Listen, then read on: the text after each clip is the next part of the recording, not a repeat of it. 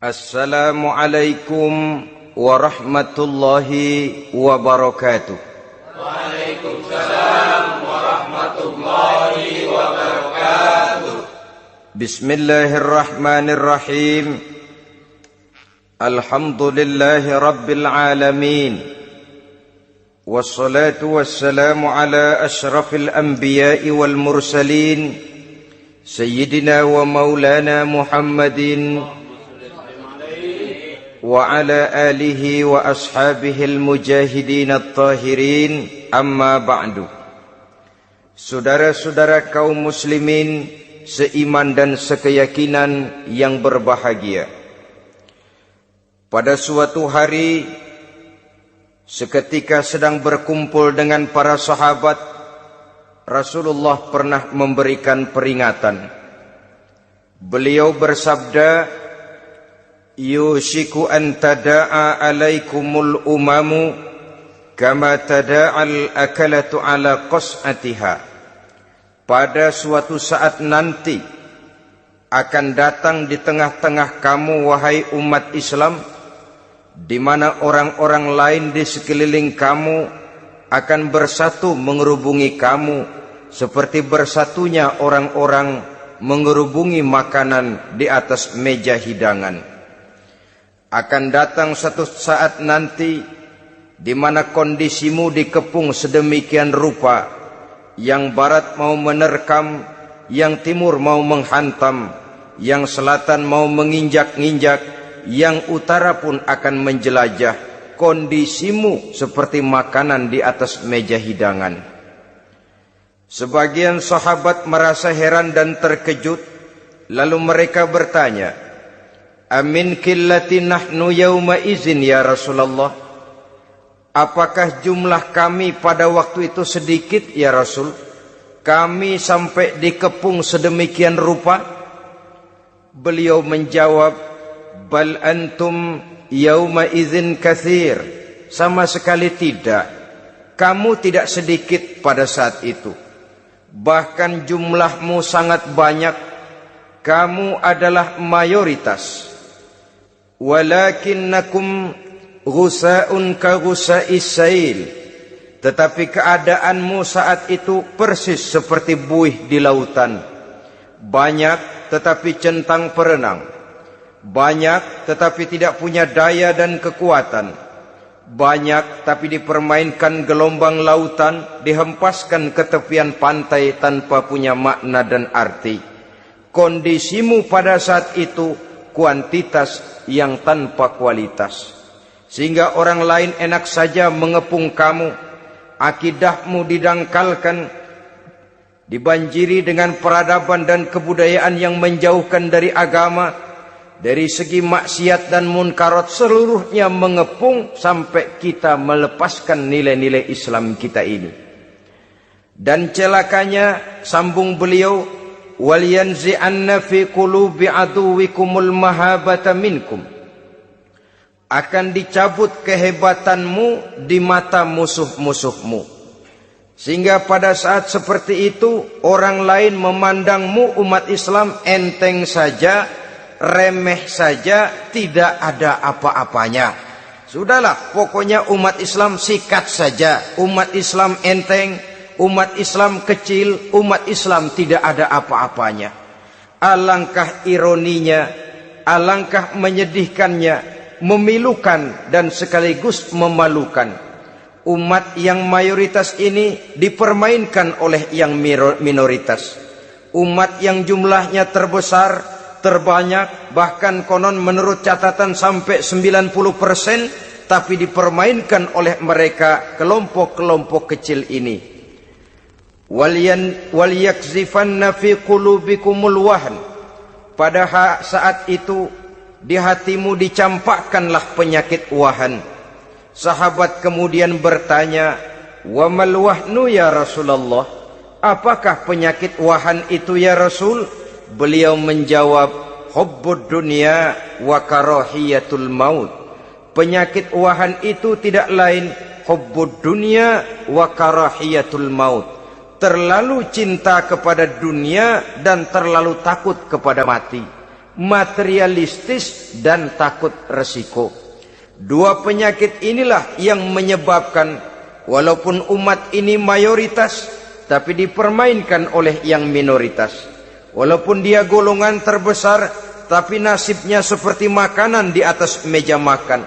Dari segala macam penjuru mau menghantam dia. Saudara-saudara kaum muslimin yang berbahagia, ini merupakan analisa sosial bahwa pada suatu saat nanti akan terjadi di tengah-tengah umat di mana kita dihantam dan diserbu dari segala macam penjuru. Akidah didangkalkan, peradaban dan kebudayaan dirusak, makanan dan minuman diracuni, pakaian ditelanjangi dan lain sebagainya, sampai kita melepaskan nilai Islam yang kita cintai ini. Kondisi sosial ini satu saat akan datang kepada kita. Demikian analisa dan peringatan dari Rasulullah sallallahu alaihi wasallam. Marilah sekarang kita melihat, adalah benar bahwa di zaman sekarang kita insya Allah tidak akan mengalami perang Badar sehebat yang pernah dialami oleh Rasul dan para sahabatnya. Tetapi sesungguhnya perang yang kita hadapi di zaman sekarang ini tidak kalah hebatnya dengan perang Badar, tidak kurang dahsyatnya dengan perang Uhud, tidak kurang ngerinya dari perang Khandaq. Hanya saja yang kita hadapi sekarang ini bukan ujung pedang, bukan ujung tombak, bukan ujung panah. Yang kita hadapi sekarang ini adalah perang akidah, perang ideologi, perang mempertahankan keyakinan. Yang kalau kita kalah sekarang, kita memang masih beragama. Tetapi anak kita, cucu kita, generasi yang akan hidup 5, 10, 20, 30 tahun yang akan datang, wallahu a'lam bissawab. Islam, saudara-saudaraku, tidak mungkin hilang dari dunia. Tetapi tidak mustahil Islam gulung tikar dari desa kita. Tidak mustahil Islam gulung tikar dari kampung dan kota kita, jikalau kita tidak menjaganya, jikalau kita tidak memeliharanya, bahkan jikalau kita tidak mewariskannya kepada anak-anak kita, generasi yang akan datang. Marilah kita mengingat sejenak bagaimana Islam di Spanyol yang pernah jaya, pernah mewarnai daratan Eropa, dan yang sekarang hanya sekedar tinggal ceritanya saja. Ini pernah diperingatkan oleh Rasul dalam satu hadis, sayati ala ummati zamanun la yabqal Islam illa ismun wala minal Quran illa rasmun. Akan datang satu masa di tengah umatku di mana pada masa itu Islam ada tapi hanya tinggal sekedar namanya saja, dan Quran pun ada tapi cuma sekedar tinggal tulisannya saja. Apabila kita tidak mewariskan ini kepada generasi yang akan datang, maka serbuan-serbuan dari berbagai macam penjuru dari hari ke hari semakin kita rasakan kehebatannya. Tidak mustahil sejarah Spanyol akan terjadi di desa kita, akan terjadi di kampung kita, akan terjadi di kota kita. Orang Spanyol kalau mereka cerita kepada anaknya, mereka akan cerita, "Nak, di sini dulu ada masjid." Kapan, Pak? Dulu bener dah. Banyak orang Islam kalau hari Jumat pada sembahyang, kapan itu, Pak? Dulu sekali. Sekarang cuma sekedar tinggal ceritanya saja. Bukankah sesuatu yang sangat tidak mustahil apabila kita tidak menjaga dan mewariskan Islam ini kepada generasi yang akan datang? Maka serbuan-serbuan akan membawakan hasil yang diinginkan oleh para penyerbu itu tadi. Kita sudah menjadi umat yang mayoritas, tetapi umat yang mayoritas ini menurut Rasul dikepung sedemikian rupa, akidahnya didangkalkan, peradaban dan kebudayaannya ditekan sedemikian rupa, kehidupan sosialnya dibuat individualis, Kemudian dari segi pergaulan, pakaian, makanan, minuman dan sebagainya diracuni, sampai dia tidak lagi berpegang teguh kepada agamanya. Dan dikala itu hilang kehebatan umat ini di mata musuh-musuhnya. Orang lain memandang kita ringan saja, enteng saja, satu umat yang sudah kehilangan wibawa. Padahal konon kabarnya kita mayoritas, tapi enak saja dikutak-kutik orang lain. Dan dikala itu di hati kita merajalela penyakit wahan. Penyakit wahan itu apa? Pertama, hubbud dunia, terlalu cinta kepada dunia.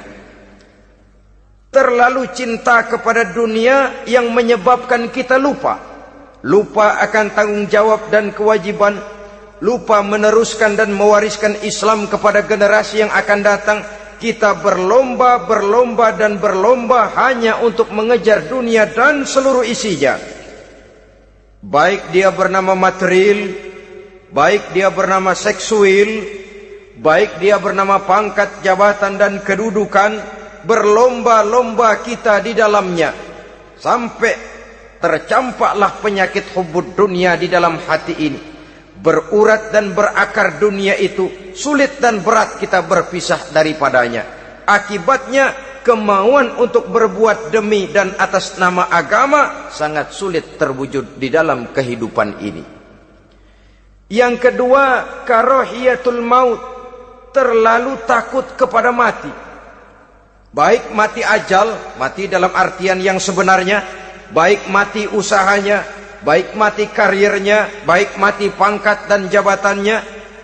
Sehingga dengan demikian akibatnya jatuhlah kita menjadi umat yang kehilangan wibawa di mata orang lain. Saudara-saudara kaum muslimin rahimakumullah, saya katakan tadi, perang yang kita hadapi di zaman sekarang adalah perang akidah. Perang menghadapi peradaban dan kebudayaan yang menghancurkan moral daripada anak-anak kita. Perang menghadapi banjirnya maksiat dan munkarat. Yang di tengah-tengah itu, di samping berkewajiban menjaga diri dan keluarga, kita pun juga berkewajiban menjaga anak-anak kita, generasi yang akan datang. Mengarahkan dan mendidik mereka sesuai dengan yang dikehendaki oleh Allah Subhanahu wa ta'ala. Oleh sebab itu, pada pertemuan kali ini yang akan saya bicarakan ialah bagaimana idealnya seorang muslim lebih dahulu memberikan pendidikan kepada anak-anaknya. Di tengah satu situasi dan kondisi di mana serbuan datang silih berganti melanda dan menghantam umat Islam, kemana anak-anak kita ini harus kita arahkan? Karena kita orang tua mempunyai tanggung jawab. Anak adalah amanah, menyia-nyiakan amanah adalah dosa, dan dosa itu merupakan satu dosa yang besar. Bahkan orang tua bisa saja masuk neraka kalau tidak bertanggung jawab tentang anak-anaknya.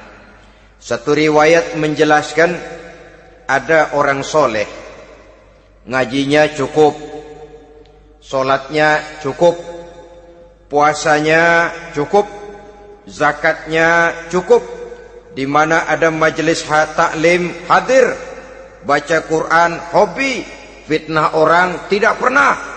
Di akhirat setelah disidang dia ternyata lebih banyak kebaikannya daripada kejahatannya, maka dia pun diperintahkan dan dipersilahkan masuk ke dalam surga. Giliran anaknya disidang, biang okem nih anak.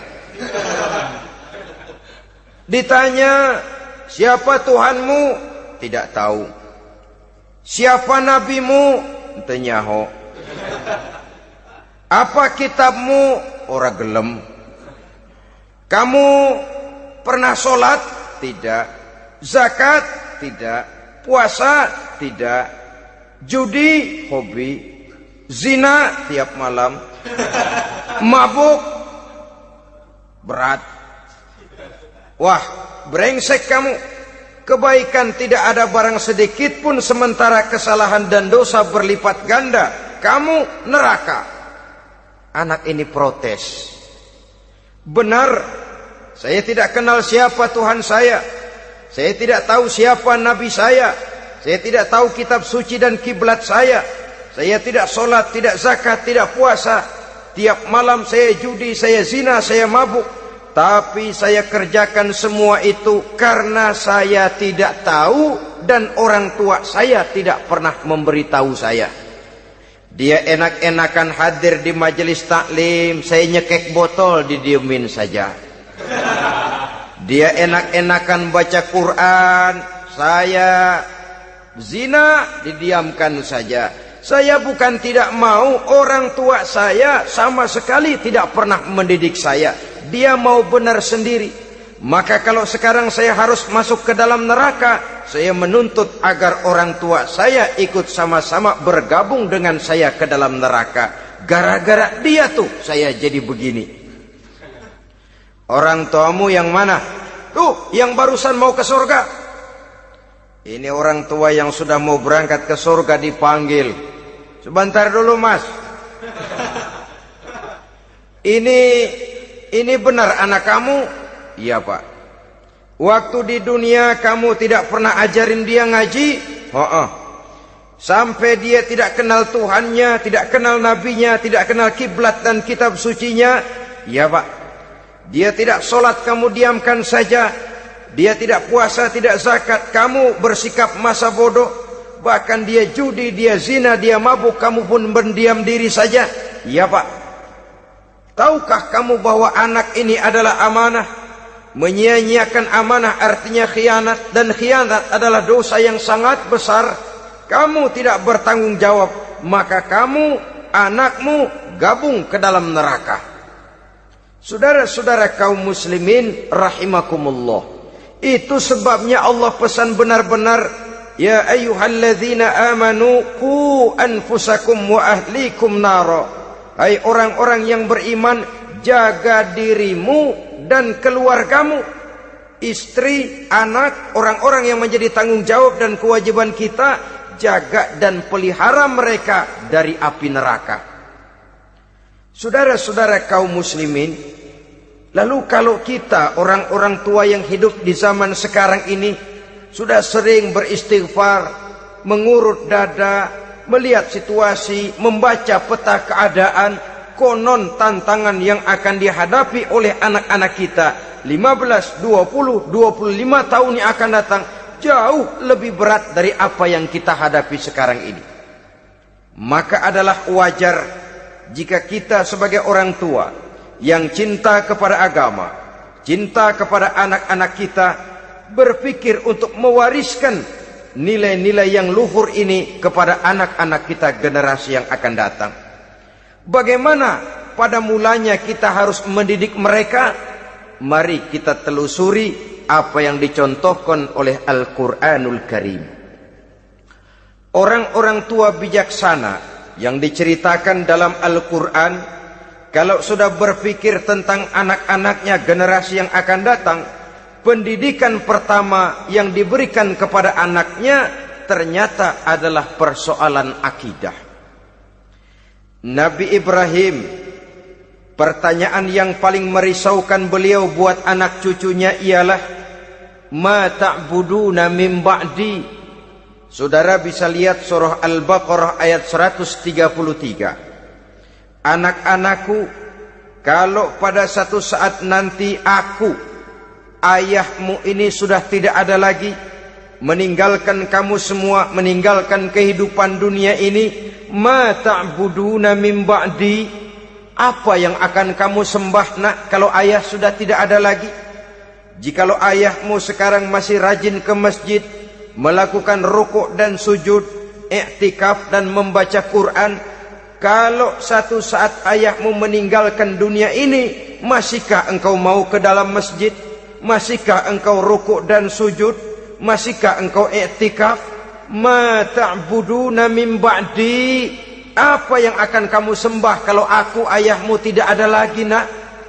Ditanamkan bukan hanya keyakinan bertauhid, sekaligus juga menyembah kepada Allah yang kita yakinkan dengan tauhid itu tadi. Bukankah berbeda dengan kita kebanyakan orang tua sekarang? Kita tidak pernah berpikir ma ta'buduna min ba'di. Kalau bapak tidak ada, kamu nyembah apa nak? Kita orang tua sekarang pagi-pagi malah berpikir ma ta'kuluna min ba'di. Kalau bapak enggak ada, kamu nanti makan apa nak?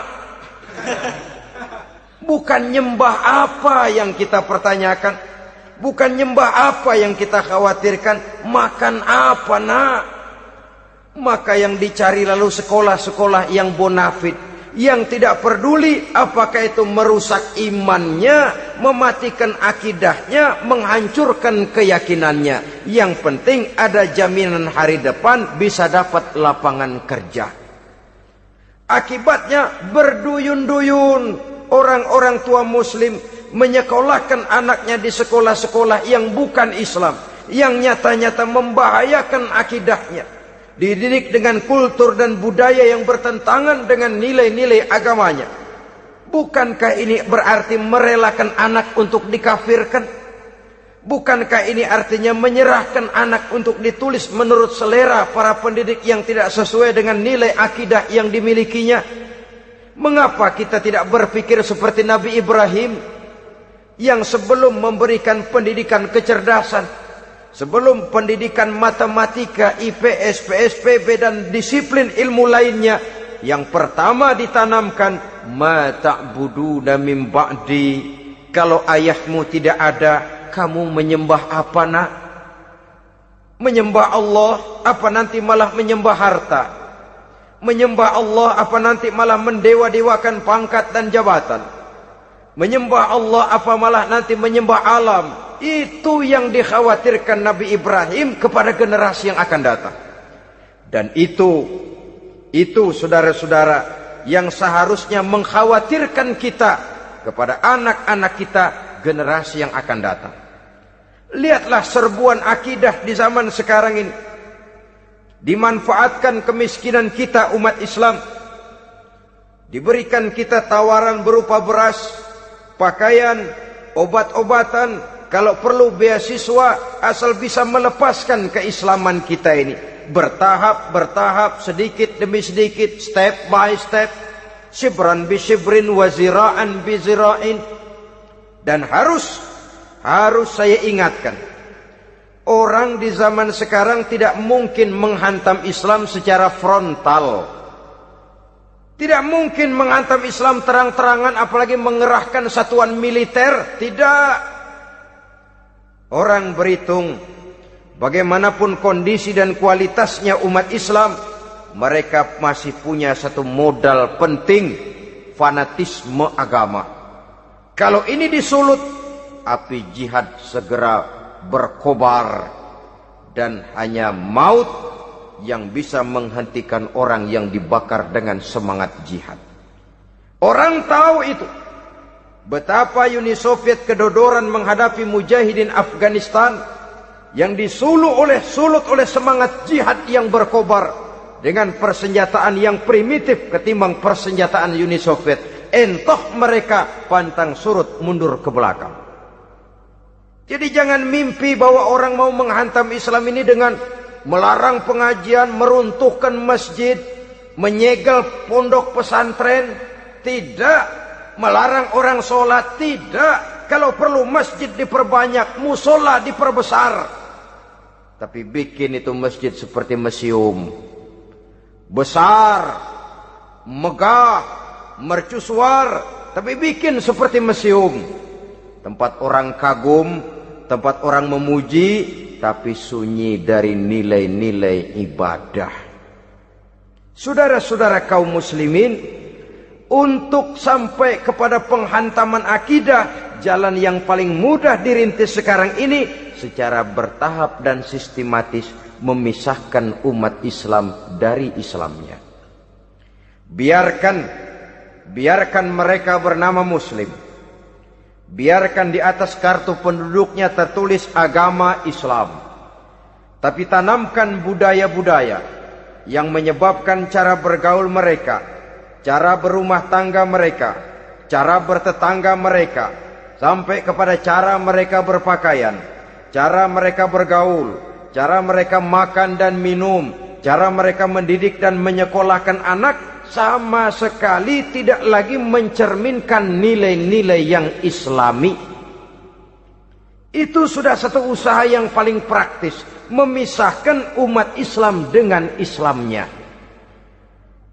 Kalau sadarlah kita ke arah ini usaha orang di zaman sekarang, maka yang harus pertama kita tanamkan kepada anak-anak kita, didik mereka dengan jiwa tauhid yang mengkristal di dalam batinnya, meresap sampai ke tulang sumsumnya, yang tidak akan sampai pun nyawa berpisah dari badannya, akidah itu tidak akan berpisah dari hatinya.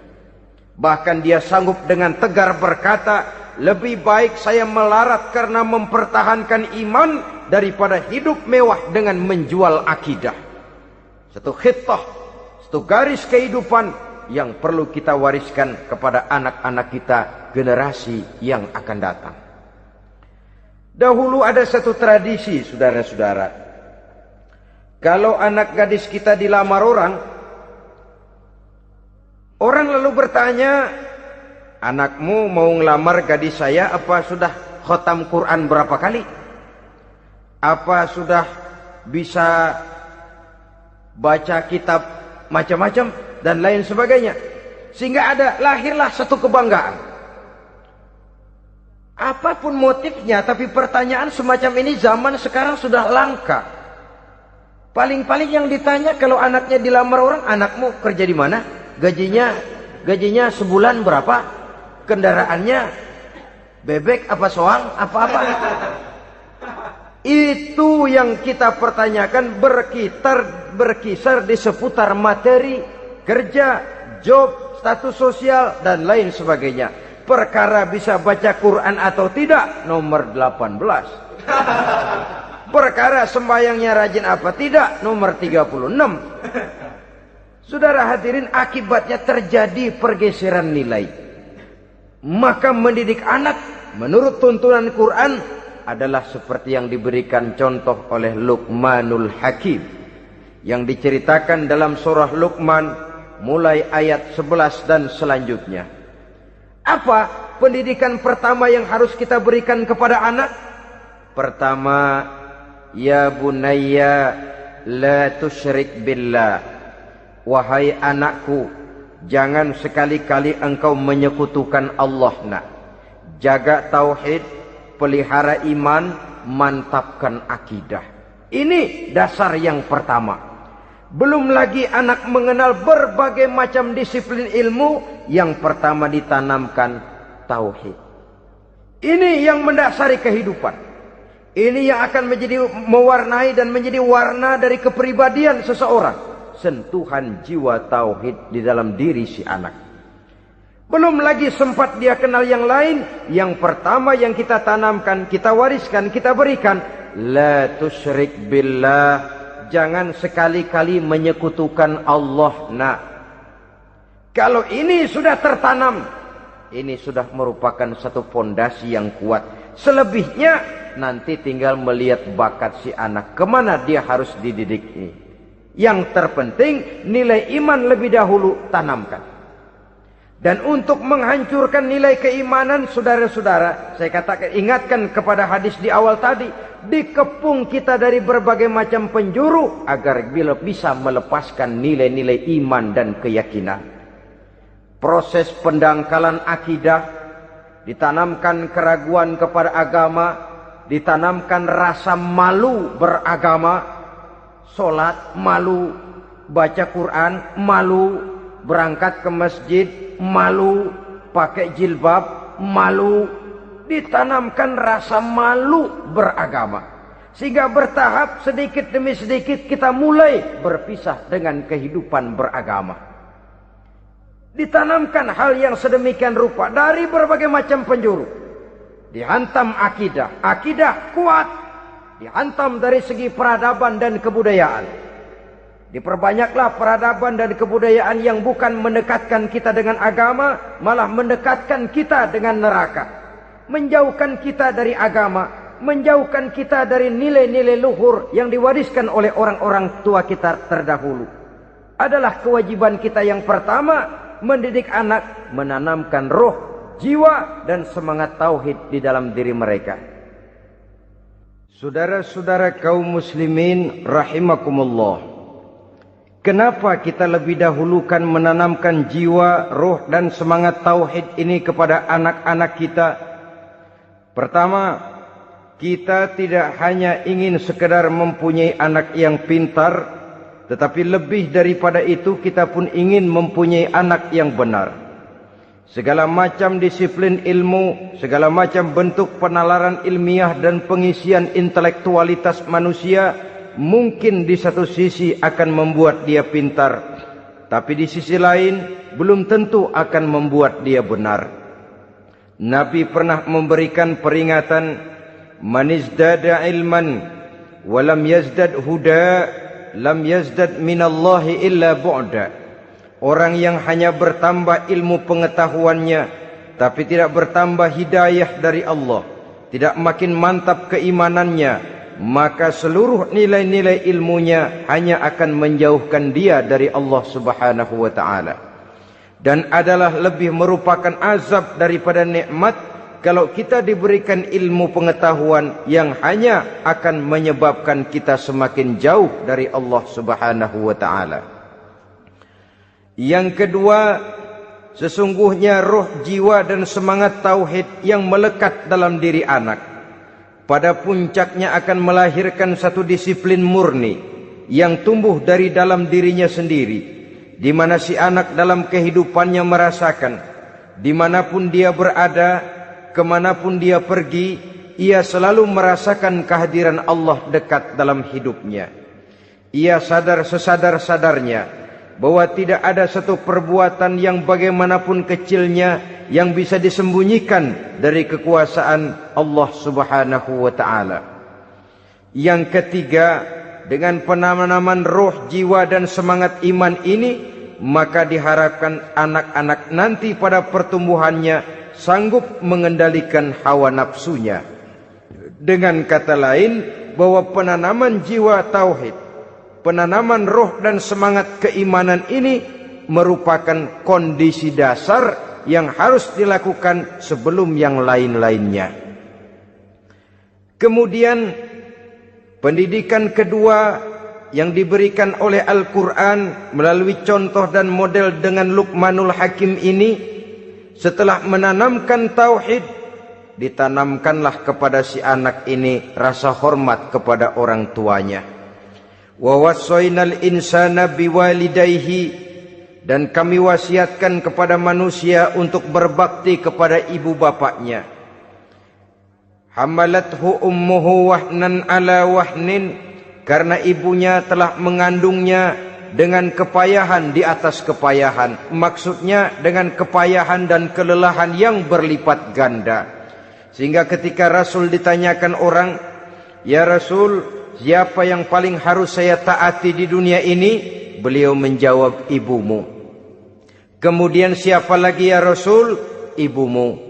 Setelah itu siapa lagi ya Rasul? Ibumu. Dan kemudian siapa ya Rasul? Bapakmu. Ibu, ibu, ibu, bapak. Bahkan al-jannatu tahta aqdamil ummahat, surga berada di bawah telapak kaki ibu. Bagaimana menanamkan rasa hormat kepada orang tua di hati anak? Tentu yang pertama, bagaimana orang tua bisa memberikan keteladanan. Marilah kita sebagai orang-orang tua ini menyadari bahwa sebelum anak kenal sekolah dasar, sebelum anak kenal TK, ibtidaiyah, sanawiyah sampai kepada perguruan tingginya, yang pertama dia kenal adalah lingkungan rumah tangganya, gurunya adalah ibu bapaknya. Di sini berlakulah apa yang dinamakan keteladanan. Keteladanan jauh lebih berhasil daripada sekedar teori-teori yang muluk. Keteladanan jauh lebih berhasil daripada berbagai macam indoktrinasi dan penataran. Kurangnya keteladanan akan menyebabkan anak mencari pola. Apabila kita orang tua ini tidak bisa memberikan keteladanan yang baik kepada anak-anak kita, maka pada suatu saat anak-anak akan menganggap enteng dan kehilangan wibawa kita sebagai orang tua di mata mereka. Dikala itu akan sangat sulit kita membentuk kepribadian mereka. Bukankah di zaman sekarang ini kita banyak mengalami krisis wibawa, krisis figur? Ada yang karena rapotnya merah melulu, gurunya dikeroyokin. Pak guru pulang sekolah dicegat. Bahkan nyaris ada orang tua pernah dibunuh oleh anaknya sendiri. Dan lain sebagainya, kasus-kasus yang sebenarnya tidak perlu terjadi. Karena memang bukan saja bertentangan dengan nilai budaya kita sebagai bangsa, tapi juga bertentangan dengan ajaran agama kita sendiri. Krisis wibawa, krisis figur, yang juga akibatnya harus kita sadari banyak faktor yang membentuk kepribadian anak. Pergaulannya, yang dibacanya, yang ditontonnya, yang disaksikannya di dalam kehidupan. Benar kita menyekolahkan mereka, tapi berapa jam mereka di sekolah? 6 jam, 7 jam paling lama. Sedangkan mereka hidup 1 hari 1 malam 24 jam. Kalau cuma 7 jam di sekolah, ini berarti lebih banyak dia di luar sekolah. Dan di luar sekolah itu artinya ya rumah tangganya, ya temannya, ya lingkungan di mana dia tinggal, yang seluruhnya sangat besar pengaruhnya dalam ikut membentuk kepribadian anak-anak kita. Saya katakan tadi, di samping kita menghadapi perang akidah, kita pun berhadapan di dalam perang menghadapi peradaban dan kebudayaan yang bukan saja menjauhkan kita dari agama, tetapi sanggup menghancurkan moral daripada anak-anak kita.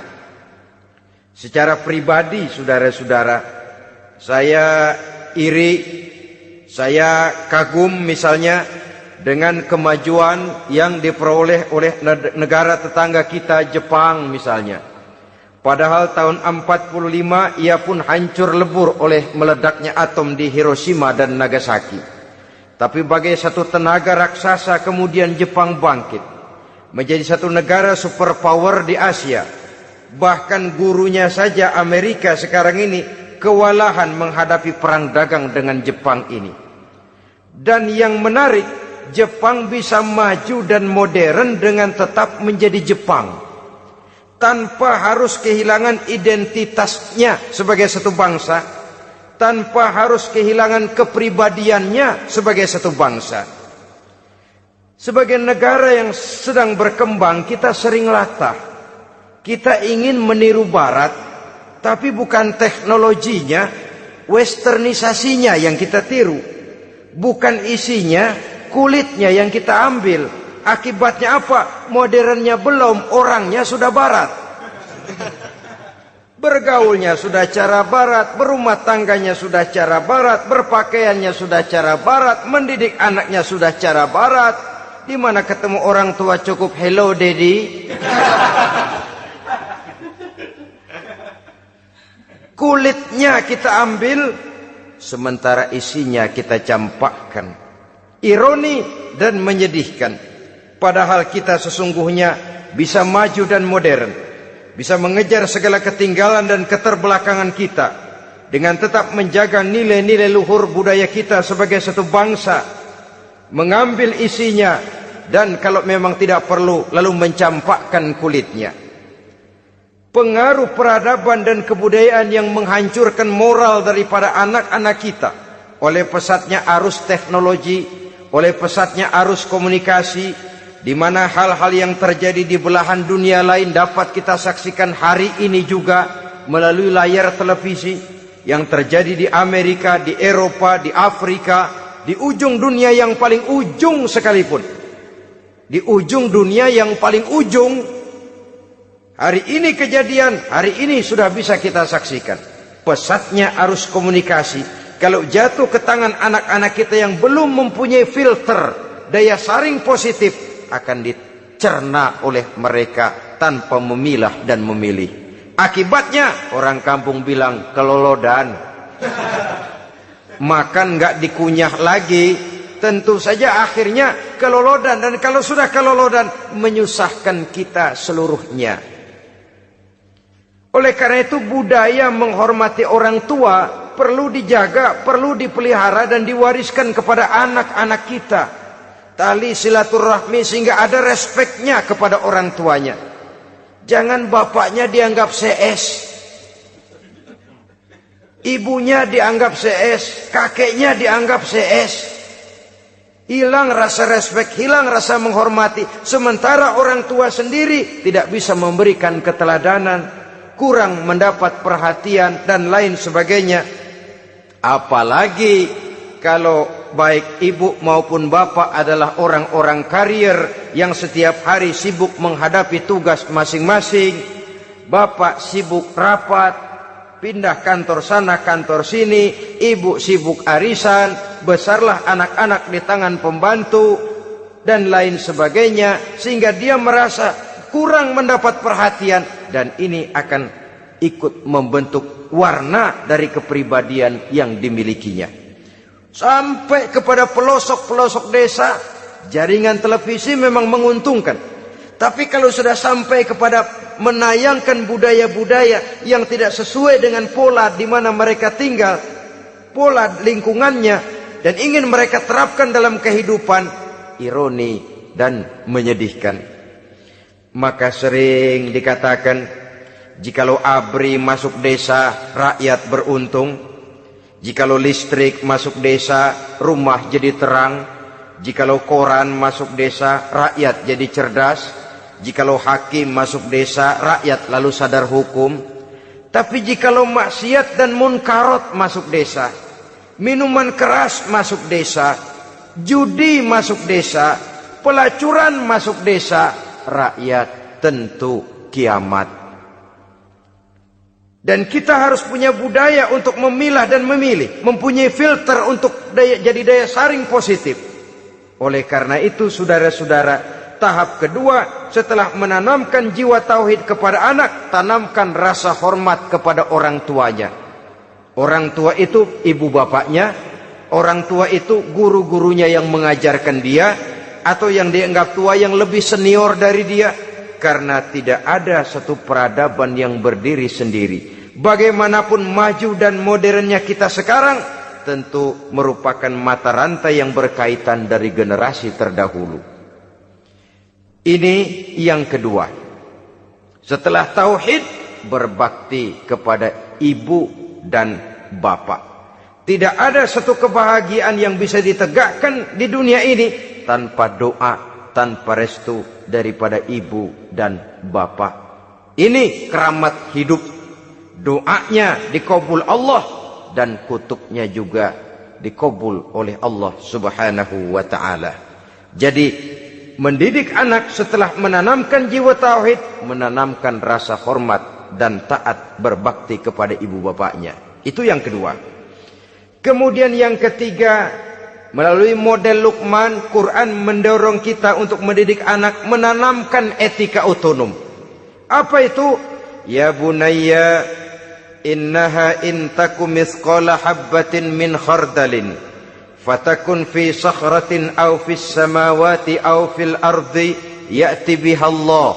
Wahai anakku, sesungguhnya kalau ada satu kebaikan yang kamu kerjakan, kecil, tidak nampak oleh pandangan mata yang zahir, yang kecil itu tersembunyi di puncak langit, di dasar bumi yang paling dalam, atau di tengah batu hitam sekalipun, Allah pasti mengetahuinya dan pasti akan memberikan balasan yang seadil-adilnya. Pendidikan apa ini? Pendidikan moral, menanamkan etika otonom. Nah, kau berbuat baik jangan karena dilihat orang. Kau tidak mau melakukan kejahatan jangan cuma karena ada polisi. Kalau ada polisi kau tidak mau jahat, kucing juga begitu. Coba lihat kucing, taruh ikan asin di piring kaleng, tongkrongin. Aduh, kucing kalem, sopan, tenang. Sedikit kita lengah, habis ikan digarap. Tapi ditanamkan satu kesadaran, kemanapun kau pergi, apapun yang kau kerjakan, tersembunyi di tengah batu, di dasar bumi, di puncak langit, Allah pasti tahu. Dalam bahasa yang ringan, Kita ini diawasi oleh 2 hiperkomputer yang maha sensitif. Produksi langit, mereknya Rokib dan Atid. Itu komputer yang sangat peka dan sensitif. Jangankan kita berbuat, kita berniat baik saja, komputer sudah nyatat sendiri. Inilah yang orang sekarang namakan waskat, pengawasan malaikat. Kalau hidup sudah merasa diawasi oleh malaikat, waskat berhasil. Tapi kalau waskat sudah diawasi malah nekat, itu yang gagal. Atau yang diawasi dan yang mengawasi sama-sama sepakat, itu juga bisa cincai. Saudara-saudara kaum muslimin rahimakumullah. Waskat dalam pengertian kita muslim, bagaimana hidup ini merasakan diawasi oleh malaikat. Intelektualitas yang tinggi sekalipun, IQ yang nilainya plus sekalipun, disiplin ilmu yang bagaimanapun banyak yang memenuhi benak kita, tanpa diiringi oleh etika otonom, orang sering mencari celah dan kesempatan. Mencari celah dan kesempatan. Tapi kalau sudah merasa, kemanapun saya pergi, dimanapun saya berada, kebaikan bagaimanapun sekecilnya saya lakukan, toh Allah pasti akan memberikan balasan. In khairan fa khairun, wa in syarran fa syarrun. Jikalau baik, baik balasan yang kita terima. Jikalau jahat, jahat kejahatan yang kita terima. Kalau sudah ke arah ini kita berpikir, maka sesungguhnya kalau kita berbuat baik kepada orang lain, hakikatnya kita sudah berbuat baik kepada diri kita sendiri. Lalu tidak ada merasa rugi berbuat baik kepada orang. Karena manakala dia melakukan kebaikan kepada orang lain, artinya dia sudah berbuat baik untuk dirinya sendiri. Jadi setelah tauhid, kemudian berbakti kepada ibu bapak, yang ketiga baru pendidikan tentang akhlak, tentang moral. Pola ini yang sering terlupakan oleh kita, bahwa bagi kita itu pendidikan tidak lain upaya mencerdaskan otak anak. Jangan sampai sebab ini kelihatannya pembangunan makin maju, persaingan hidup makin tajam, tensi ekonomi semakin tinggi, sementara jumlah tenaga kerja dengan lapangan kerja yang tersedia jauh dari mencukupi. Jikalau tidak membekali anak dengan pendidikan yang menunjang lapangan pekerjaan, orang tua khawatir, takut sekali anaknya jadi gelandangan. Dikhawatirkannya kehidupan dunia ini, sementara dia lupa kalau anaknya bisa jadi gelandangan di akhirat. Padahal selama-lamanya gelandangan di dunia, paling seumur manusia itu 60 tahun, 70 tahun lah umur orang sekarang. 70 itu sudah luar biasa itu. Tapi kalau harus menggelandang di akhirat, menjadi gelandangan di akhirat, alangkah menyedihkannya. Apakah akan kita korbankan satu kehidupan yang langgeng, abadi, cuma karena tertipu oleh fata morgana dan kamuflase? Kita korbankan yang sedikit, kita korbankan yang besar karena kita memilih yang sedikit. Dalam bahasa Al-Quran memang pernah diceritakan hidup ini hakikatnya perlombaan, saudara-saudara. Perlombaan. Dan di dalam perlombaan itu ada yang menang, ada yang kalah. Al-Quran lalu memberikan peringatan, Alhaakumut takatsur, kamu telah lalai karena berlomba-lomba memperbanyak harta, mempertinggi pangkat dan kedudukan, hatta zurtumul maqabir, sampai kamu akan masuk ke liang kubur baru sadar. Apalagi kalau napas sudah sampai di tenggorokan. Persis Fir'aun sudah tenggelam di lautan merah, mau mampus, baru dalam sekaratnya amantu bi Rabbi Musa wa Harun. Kalau begini caranya, saya juga percaya kepada Tuhan Musa dan Harun, percaya kepada Allah. Sudah mau mati, baru amantu bi Rabbi Musa, kami percaya kepada Tuhan Nabi Musa, kata Fir'aun. Malaikat maut kesel benar, dilelepin terus di laut. Mampus tuh sekalian. Hidup ini memang kita berlomba. Berlomba dengan waktu, berlomba dengan umur, berlomba dengan tenaga, berlomba dengan tetangga. Yang jangankan kita sampai mundur, berhenti saja sejenak, kita akan ditinggalkan oleh yang lain. Tiada kata mundur, bahkan tiada kata berhenti. Sekali kita melangkah, melangkahlah terus. Tapi berlombalah seperti yang dikehendaki Quran. Fastabiqul khairat. Berlomba-lombalah di dalam kebajikan. Jangan berlomba-lomba di dalam kemaksiatan, kemunkaran, kejahatan. Berlombalah dalam urusan kebaikan. Saudara-saudara kaum muslimin rahimakumullah. Tauhid, berbakti kepada ibu bapa, kemudian pendidikan tentang moral. Apabila pendidikan tentang moral sudah tertanam, barulah lihat bakat si anak. Kemana bakatnya? Anak saya kelihatannya dari kecil demennya main bedil-bedilan saja. Abri kali itu. Kirim ke Magelang, masukkan akabri. Tapi dengan syarat 3 itu tadi. Iman sudah tertanam, rasa bakti kepada ibu bapak sudah ada, dan punya nilai moral. Sehingga boleh jadi nanti dia menjadi jenderal yang beriman, yang berbakti kepada ibu bapaknya, dan punya moral yang tinggi. Kan lebih baik rakyat rendah tapi akhlaknya tinggi daripada pejabat tinggi tapi moralnya rendah. Jauh lebih baik rakyat rendah punya moral tinggi ketimbang pejabat tinggi punya moral rendah.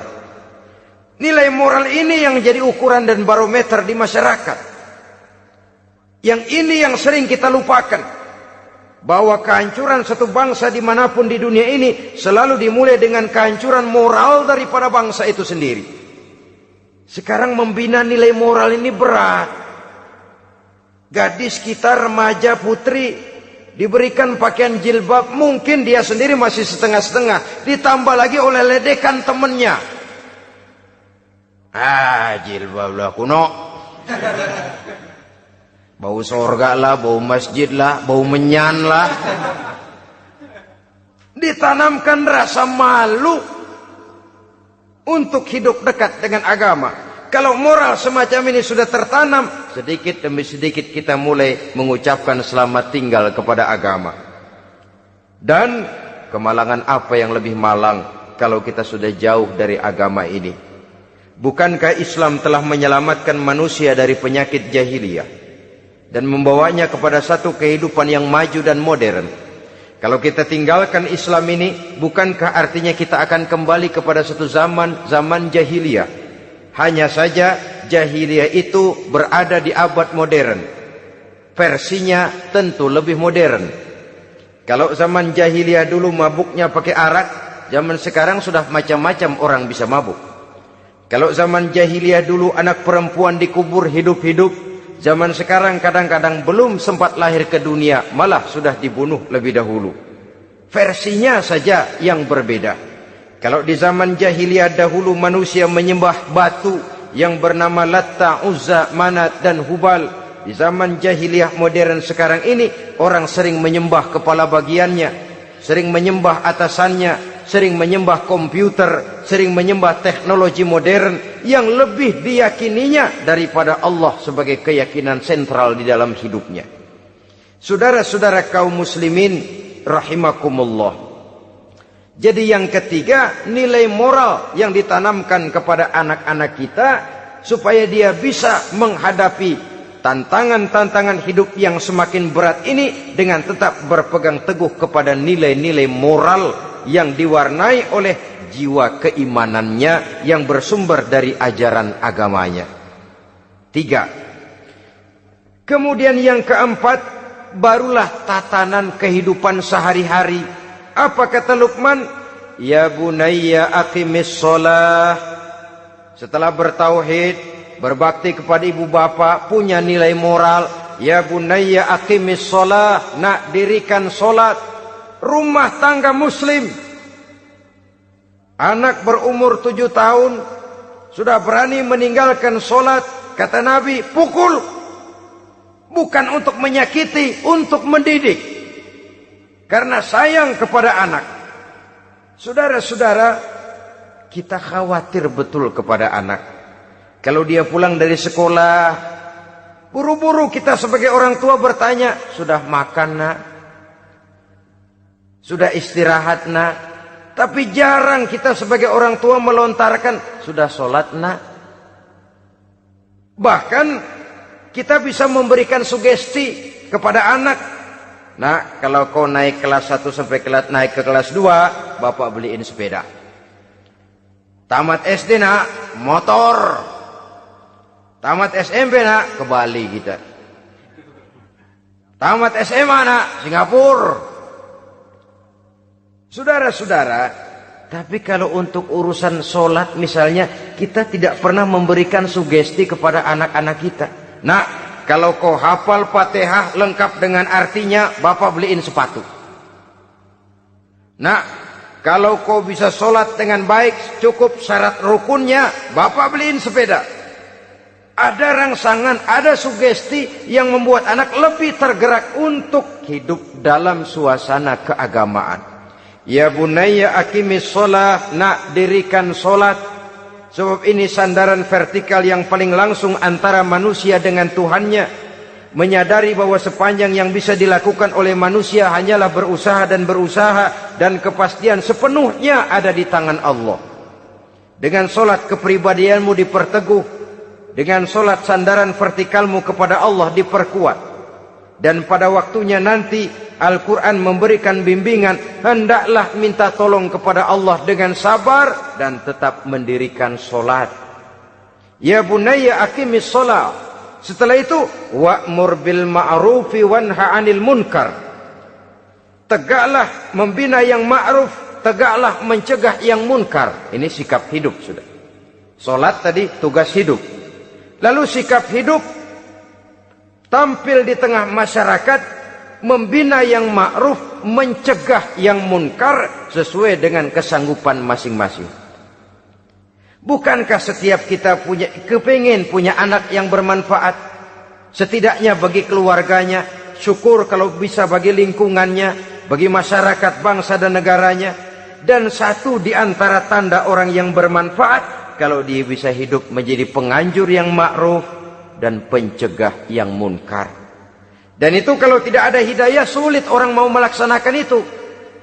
Sebab apa? Ada kecenderungan belakangan ini di mana agama dianggap urusan pribadi. Sehingga orang lalu sering bilang, jangan bawa-bawa agama dah, itu kan bukan urusan agama. Ini sudah ciri berpikirnya sekuler. Jangan bawa-bawa agama. Agama urusan pribadi, artinya orang mau sholat mau enggak, jangan bilang apa-apa dah. Urusan dia sendirian. Dia mau puasa dia enggak, merdeka saja, urusan pribadi. Agama bukan persoalan pribadi. Apalagi jika sudah menyangkut amar ma'ruf dan nahi munkar. Siap menegakkan yang baik, mencegah yang munkar, untuk tegaknya satu masyarakat yang diwarnai oleh kebaikan dan terhindar dari segala macam kejahatan.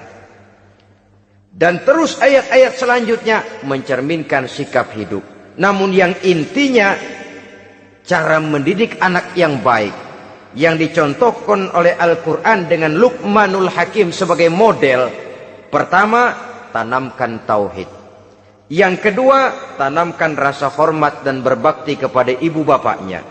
Yang ketiga, tanamkan moral, nilai akhlak yang tinggi. Setelah itu yang keempat, biasakan hidup dalam suasana keagamaan. Kontrollah sholatnya, kontrollah baca Qur'annya, kontrollah puasanya di bulan Ramadan. Ajaklah anak-anak sholat berjamaah, sehingga dengan demikian dia terbiasa oleh satu suasana yang mendekatkan dia dengan nilai agamanya. Dari sana diharapkan nilai-nilai ilmu yang didapatnya dari bangku sekolah akan menciptakan keseimbangan dengan yang ditanamkan oleh orang tuanya dalam bentuk yang dijelaskan oleh surah Luqman itu tadi.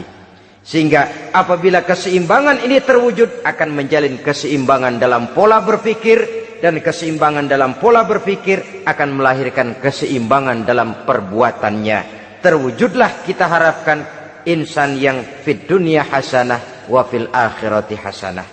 Inilah harapan kita semua. Mudah-mudahan Allah memberikan kekuatan kepada kita untuk mewariskan nilai-nilai yang baik kepada generasi yang akan datang. Sehingga esok harus lebih baik daripada hari ini, dan lusa harus lebih baik daripada hari esok. Terima kasih atas perhatian saudara. Mohon maaf atas segala kekurangan. Usikum wa nafsi bitaqwallah. Wassalamualaikum warahmatullahi wabarakatuh. Waalaikumsalam warahmatullahi wabarakatuh.